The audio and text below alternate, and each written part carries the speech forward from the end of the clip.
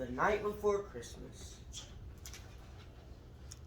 'Twas the night before Christmas, when all through the house not a creature was stirring, not even a mouse. The stockings were hung by the chimney with care, in hopes that St. Nicholas soon would be there.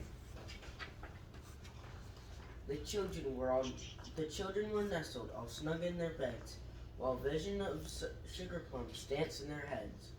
And Mama in her kerchief, and I and my cat, had just settled our brains for a long winter's nap. We got Santa's milk and the cookies.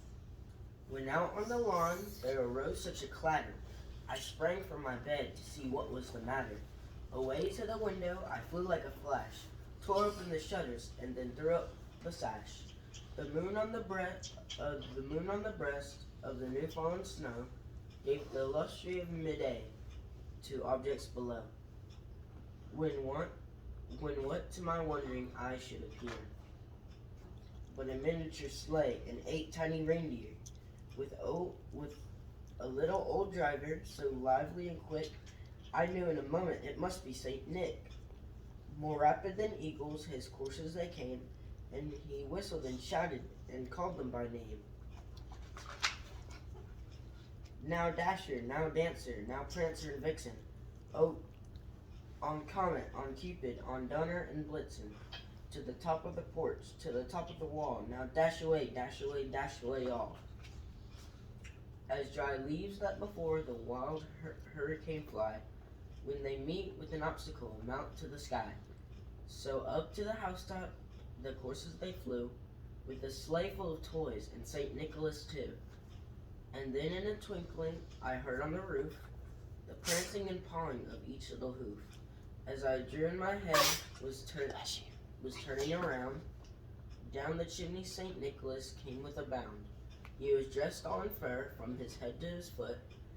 A bundle of toys he had just flung on his weight, and his clothes were all tarnished with ashes and soot. A bundle of toys he had just flung on his back, and he had looked like a peddler just opening his pack. His eyes, how they twinkled, his dimples, how merry. His cheeks were like roses, his nose like a cherry. His droll little mouth was drawn up like a bow, and the beard on his chin was as white as the snow. The stump of a pipe he held tight in his teeth, and the smoke it encircled his head like a wreath. He had a broad face and a little round belly that shook when he laughed like a bowl full of jelly.